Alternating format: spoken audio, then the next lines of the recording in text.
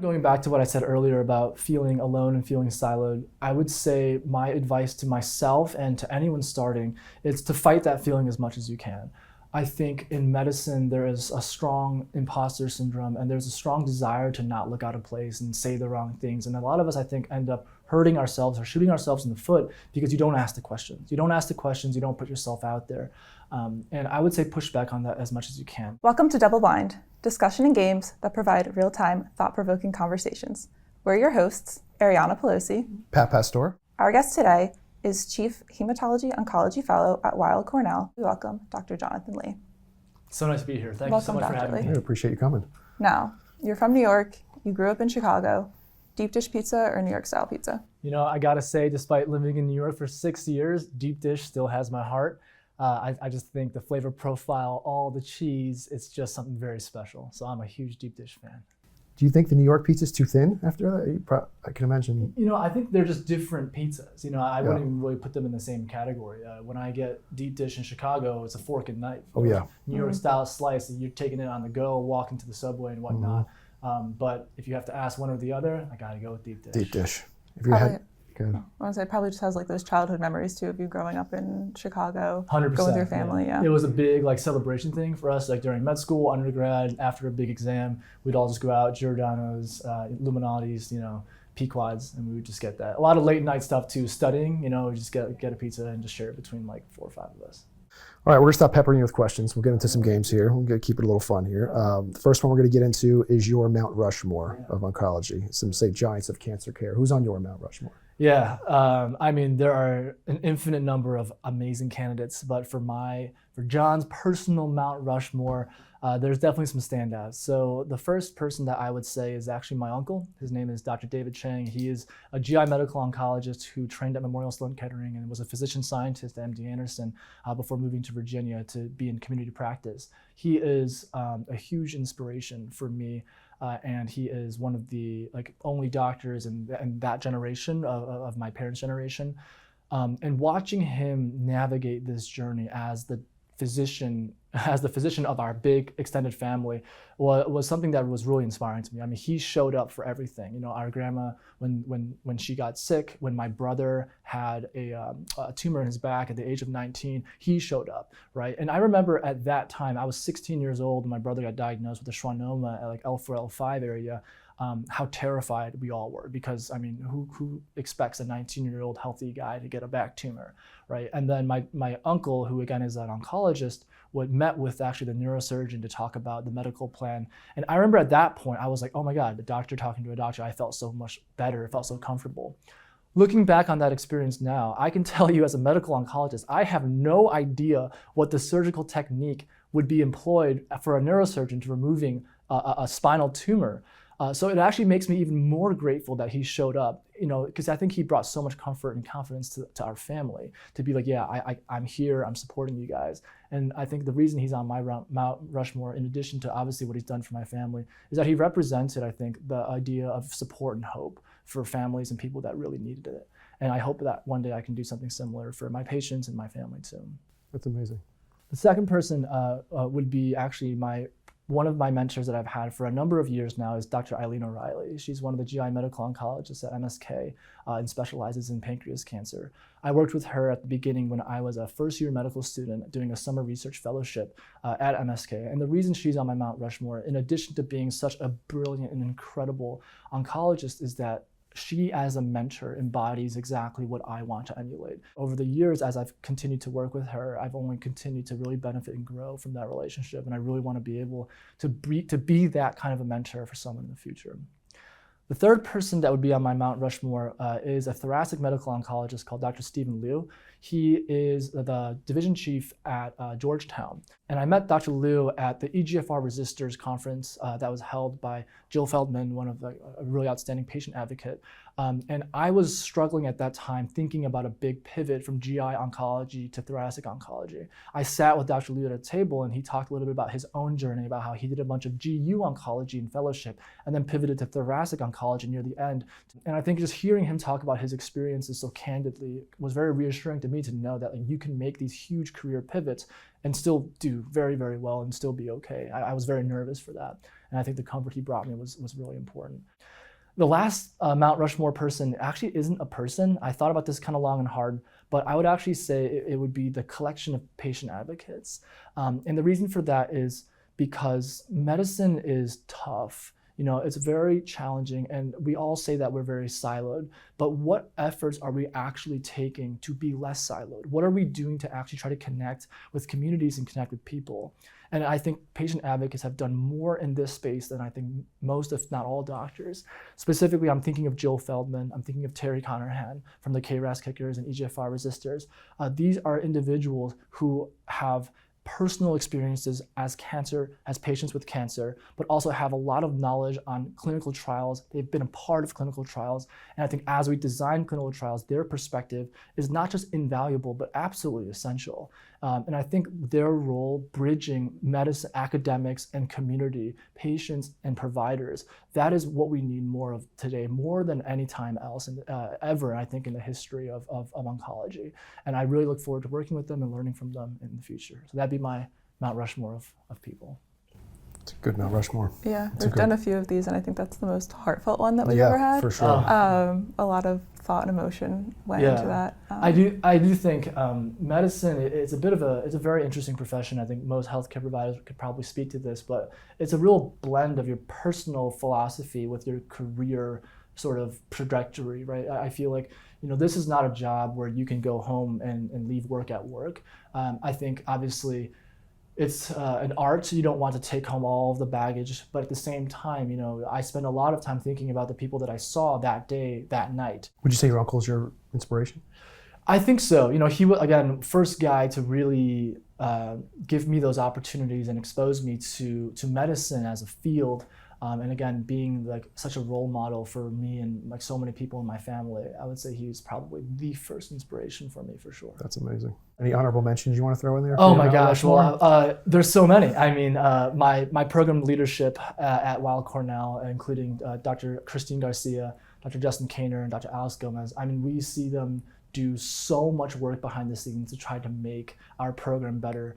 In a very challenging academic environment with so many different hats that they have to wear. I mean, I think education and leadership, there are so many, it's very underappreciated in a way because so much of the work is done behind the scenes. So they absolutely deserve my honorable mentions. If there could be a Mount Rushmore, but you know, eight figures, you know, they would definitely be on there as well. Exactly. So you've been very vocal about mentorship, research opportunities, and connections for fellows and residents. So what did you see there was a gap that made you want to obviously be passionate about it? Absolutely, yeah. So, you know, when you transition from residency to fellowship, no one really tells you what's coming your way, right? I think during residency, you talk to a lot of fellows and you hear about their experiences, but then experiencing that firsthand is a whole different experience altogether. And for me, I remember just thinking like, man, it would be so nice if there was a resource validated, supported, had fellows to kind of give their perspective that would help prepare me for what I'm about to do. And me and a couple of my other co-fellows kind of embarked on this mission to want to establish that resource for residents, for med students, for pre-meds. And that's something that I think was a bit of an unmet need that we're trying to work to build. Interesting. So how does that work, the communication between you and your fellows? Is it text chat? Like, how do you guys communicate on those type of topics? Yeah, so, you know, a lot of us are kind of scattered. So the guy I work closely with is Chinmay Johnny. He's over in Miami. Mm-hmm. So for us, we just honestly cold call each other pretty regularly, just bouncing ideas off of each other, being, hey, you know, I feel like this is a topic that we can talk about. Hey, how did you navigate your research? How did you navigate the job search? Mm-hmm. You know, and then we kind of just jot those ideas down, then we work with your team and set up a time and just do like a filming and try to put some things together. So speaking of Dr. Johnny, you're here with him today. He's one of your very close friends. Yeah. And we have spoken a little bit about mentorship and the importance of that, but how important it is to have a peer that who's going through this with you, that you can kind of talk to, commiserate with, just kind of have those shared experiences. I mean, yeah, I can't even express how important it is. During residency, you know, we really feel like we're in the trenches, right? Because you're on these 27-hour calls, you're on overnight, you're looking at your co-resident, like you're both 4 a.m, half asleep, trying to like do this stuff, and you feel very close to each other. There's a shift in fellowship where I feel like it's a much more lonely experience because the fellowship classes are maybe 5, 6, 7, a lot smaller, and it's often just you and an attending on one service, right? So you might be in the fellows workroom with a bunch of your colleagues, but everyone's doing different things, so you don't really know minute to minute what someone else is going through. And then when you then transition to thinking about your research year and the job search, again, there's no real system set in place for you to collaborate or for you to share information. It's actually through a lot of events like fellows forums and conferences where you meet these people and then, actually communicate afterward. So I would say having someone or multiple people that you can lean on, share information with, share different strategies with, it's critical. I mean, like we're not in this alone. We're not alone in this. And I think it's important to remember that.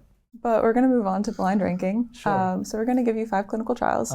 We'll say 1. You're not going to know which one's coming next, and you're going to have to rank it from 1 to 5. It's tough. All right. We will let you organize at the end. If you think Sure. 5 should be at 1, we'll give you that. But the first one's going to be MATTERHORN. Yeah. So a really, seminal clinical trial. I love the name too, MATTERHORN being the name of a peak in the Alps. I think it is a phenomenal trial. Anything that we can do in a neoadjuvant or perioperative setting that can move the needle in terms of, I don't want to say the word cure, but again, disease-free survival, OS benefit, path CR, a lot of these surrogates we use for durable disease control is amazing. So I would say that's got to be, I'm going to say a 2 right now, just because I don't know what's coming and I don't want to occupy the number 1 spot just yet. Smart. You've seen this before. You've seen the rankings before. I'm sure there's going to be good ones coming next. So. Next is BREAKWATER. Great trial as well, with updated OS data presented just a few weeks ago at ASCO 2026. BRAF V600E mutated colorectal cancer is a bad player. We know it's a really bad prognostic sign, and responses to chemotherapy in the first and especially second-line settings is very poor. So to have a good therapy that can get good disease control, I think is a very big deal. I'm going to put that at a 3. Tropion Pan-Tumor 03. That trial embodies, I think, all of the things that are very exciting about oncology today, right? So it is the class of drugs that they use, Dato-DXd, is an antibody drug conjugate, right? In very layman's terms, it has like a homing missile, a payload, and a delivery method. I think it is a very interesting drug. But I think from a scientific perspective, I think this is a really interesting drug with a really interesting mechanism. Number 2, I think it also has a fascinating biomarker. TROP2 directed therapy, there is a thing called TROP2 NMR, which is an AI-assisted quantitative way to assess and predict whether or not this tumor will respond to Dato-DXd. I think it's amazing, and I think it represents all the most exciting things in oncology today. That takes the number 1 spot for me. Okay. Still got 2 left though. 2 left. So the next one would be CheckMate 90W. Dual checkpoint blockade in HCC. It is an exciting regimen. We've seen dual checkpoint have a lot of efficacy in different tumor types, lung cancer, melanoma as well. But for me personally, I was recently part of a patient's care team who experienced some really difficult toxicities with dual checkpoint blockade. So it's left a little bit of a bad taste in my mouth for now. So I'm gonna have to put that at number 5. Okay. And then our last one is CodeBreaK 300. CodeBreaK 300, combination sotorasib plus panitumumab in refractory KRAS G12C mutated colon cancer. I like it a lot, mostly because I think from a mechanistic standpoint, it is always an interesting idea when you have targeted therapies for multiple pathways, EGFR inhibition from panitumumab and KRAS inhibition from the sotorasib. I think this opens all sorts of interesting questions about how this is modifying the tumor microenvironment and what treatments that this combination now enables. So I'm going to give that the number 4 spot. 4 spot. Perfect. Okay. You're happy with your rankings? Yeah. I think so. Yeah, Okay. I think so. But all very important trials. I think in medicine, we often look at, was it a positive or negative trial, and that really biases our sort of takeaways or when we reflect on that trial. But these are trials that all have impact on patient care. These are trials that enrolled patients that are all very meaningful, and I think these all give us insight and information. So I think they're all number 1 in my heart, but I do like my ranking as. For the past few ASCOs, you presented some of your research for PDAC and a liver transplant. How does it feel to get that opportunity in one of the biggest, I would argue, the biggest oncology conferences in the world? Super exciting. I mean, I think conferences, as much as it is about networking and looking for job opportunities, fundamentally to me, it's still about sharing knowledge, right? And at poster sessions especially, these are really good opportunities to meet people organically. You're walking down the poster session, hey, you see a cool title that catches your eye, you stop, you chat with a person, and then you exchange information, and who knows what kind of a collaboration or friendship that you might get from that. Recently at 2026 ASCO, I did present a poster on sort of our institution's experience with liver transplantation for colon cancer. And a group from New Zealand came up to me and they said, hey, look, we're trying to do this over in New Zealand as well, and we're trying to build our protocol. Let's talk about what you've had success with and what we've had success with. And I love that. I mean, like, we exchanged emails, we're still talking now, but I think being able to make those connections organically at such a large conference that then leads to more cross-fertilization of ideas, that's exactly what research and that's exactly what clinical care needs. Next, we're going to do conference style head-to-head showdown. Outstanding. We'll give you two conferences, Very bracket good. style, and we'll see who comes out on top. Sure. We're going to start first with ASCO GI versus ESMO GI. Oh, yeah. So, I mean, I like both. I think the smaller conferences have a lot of advantage for you to actually be able to have more quality face time with the people you're trying to meet. It's not as overwhelming as ASCO is. I personally am going to give ESMO GI the edge. Okay. Something kind of not strictly academic, but I went to GI ESMO last year, and they had built-in coffee breaks. I love that. It was like, they had these sessions, and they're like, all right, and like they literally made an announcement. They're okay, now we're gonna have like a coffee break, and I was like, oh, that's so great. Good for wellness, good for breaking up the day, and good for kind of like a structured time to socialize. Versus a lot of conferences, you're just trying to snag people between talks, and sometimes that works, sometimes that doesn't work. So I think having an actually built-in structure to do things is great. So I'm gonna give that to ESMO GI. Not in America. You're working all day in America. It seems like we all in America, everyone's got 10 things going on all at the same time. That's right. All right, so next we have ASCO and ISGIO. Yeah, so that's a great comparison to very different conferences. We just had ASCO a few weeks ago. I gotta say, I love Chicago, but I'm gonna give ISGIO the edge here. Again, I think the quality of the conversations and to really be able to sit down and think about the data being presented at these smaller conferences is invaluable. I mean, we have so many distractions these days. I think anytime you can to just be able to sit down and think about things is important. I love that at ISGIO, all of the seats had iPads in front of them. You could look at the slides, you could take notes, and you could save them. So after the conference, all those slides that you saved would then be sent to your email. I literally still have the tab open on my computer from ISGIO 2025 because there was so much good data presented there, still very relevant today, that I will look at every now and then. So I'm gonna have to give the edge to ISGIO. It's a good takeaway. Yeah, you're shocking me a little bit with your hot takes. Yeah. Trying to be okay. a little controversial here. Next is going to be ESMO versus Astro. Okay, so I'll admit I've actually never been to Astro, Okay. but one of my best friends from medical school was a radiation oncologist at MSK. I'm gonna give it to Astro. I think that's a little bit of a reminder to myself that you really should try to make an effort to go to these different conferences. Don't just go to the ones that you're always gonna go to. And last we've got NCCN and AACR. So I'll admit I also have never been to the NCCN conference, but I think we've talked a lot about these sort of clinical conferences recently.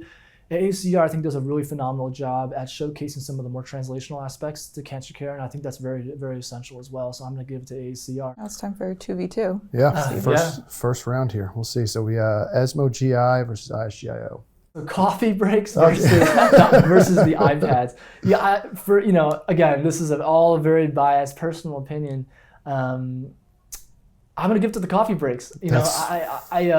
That conference holds a special place in my heart as well. I think that was where I had a really phenomenal one-on-one meeting with one of my future bosses. We both happened to be at the same poster session.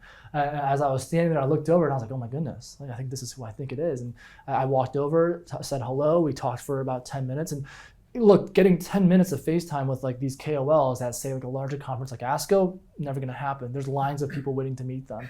But again, at GI ESMO, being a smaller conference, I got a chance to actually stand with her and talk about her poster, talk about my poster, and explore job opportunities, which I think was actually instrumental for me ending up at where I am. So for that personal significance, I'm gonna give the GI ESMO. It comes back to what you were mentioning earlier about networking at these conferences. Yeah. That's how you landed your job. It really is. Yeah, I'll be completely honest. I got lucky. I got so lucky. Right time, right place. Coffee breaks for the win. Yeah. So next is Astro and AACR. I'm as much as I love my rad-on colleagues, I got to give it to the AACR folk. I think nowadays to be really at the intersection of translational, bench side, and clinical work is where we all need to be. You gotta talk to your translational scientists. You gotta talk to your the folk that are running the correlative studies on your clinical trial. I think for clinical folk to go to more translational conferences, for translational folk to go to more clinical conferences, that cross-fertilization is super important. So I'm gonna give that to AACR. Okay. Right, down to the final two. Championship bout. Championship battle. I mean, ESMO. GI ESMO versus AACR. I gotta give it to the coffee breaks. The coffee breaks for the win. Again, I just thought that the structure of that conference, it was designed so well for a trainee like myself. I was at this GI space, kind of a bit of fish out of water. I only knew a few people, but I just think that opportunity to be able to be there and to meet everyone that I did, it holds a special significance in my heart. It also was in Barcelona. Great place. Didn't hurt. Didn't hurt at all.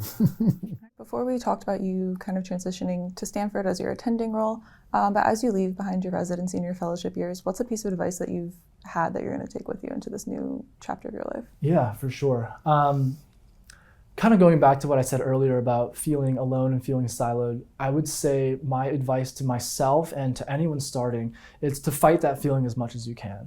I think in medicine, there is a strong imposter syndrome and there's a strong desire to not look out of place and say the wrong things. And a lot of us, I think, end up hurting ourselves or shooting ourselves in the foot because you don't ask the questions. You don't ask the questions, you don't put yourself out there. And I would say push back on that as much as you can. Trust me, there are really no silly questions, and it's so much better to ask and generate conversation than it is just to sit there and be like, oh, well, I don't want to look dumb. As a new attending, there's this very formidable, intimidating title of attending physician that's now on my name, and I feel this pressure to know everything and know the answers because all of my attendings that I've worked with always seemed like they knew what they were doing. As I've kind of talked to mentors that have obviously gone through this before me, they always say, no, trust me, we're texting our friends, our colleagues, we're calling people all the time, running cases by them, asking for trial availability. And I want to generate and hopefully build a culture over at Stanford or contribute to that culture that exists there where inquiry and asking and discourse is accepted and encouraged. So you think that imposter syndrome is real? It's a real. Oh my gosh, I feel like it probably exists in every industry, but in medicine in particular, I think it's very notorious for sure. Yeah. Even as we were speaking earlier today, and kind of like the transition of my career too, like I don't feel like I should be responsible for all of this stuff. But it's terrifying to be like, a director, that's like a real big word, I feel very comfortable in my role as a trainee where I can always be like, oh, let me run it by my attending, or Dr. so-and-so will be in to actually make decisions, I've gotten very comfortable in that. But I think that's a part of life, right? It doesn't stop moving. You can't stop moving either, and got to keep growing. That's great advice for anybody. Those resources, that network that you can kind of bounce ideas off of. I couldn't agree more. All right, the final game is we give you $10. Now you have to build your dream clinical trial team. Oh my gosh. Can't go over budget. You have to stay within the budget of $10. $10. $10. So the first member for $1 is Jalen Brunson. Okay. Tough to go against him this week. Yes. $3 is your colleague and friend Chimney Johnny. And $5 is Yelena Janjigian. Okay. I love Chimney to death, but he's probably the first to go. And I'll tell you why. I happened to, I watched the NBA Finals, of course, being in New York, and what a magical experience that was. I will say, after Game 5, just walking around, I have never seen people so nice to each other.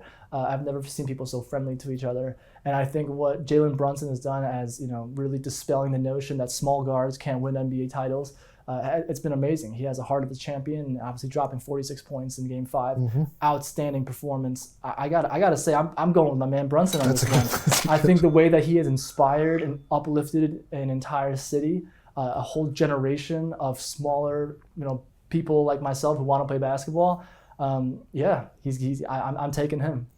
I love how you said everybody's nice to each other. So it was because of the collective good that Yes, sir. caused by them winning. There Love you that go. answer. That's great. I'd want him on my team too, so you know. All right. All right, next for $1, we've got Taylor Swift, who was also at the Knicks game. $3 is one of your colleagues, Christine Garcia. Yeah. And $5 is your mentor, Eileen O'Reilly. Oh, that's tough. You can't put Dr. Garcia and Dr. O'Reilly in the same category. You know,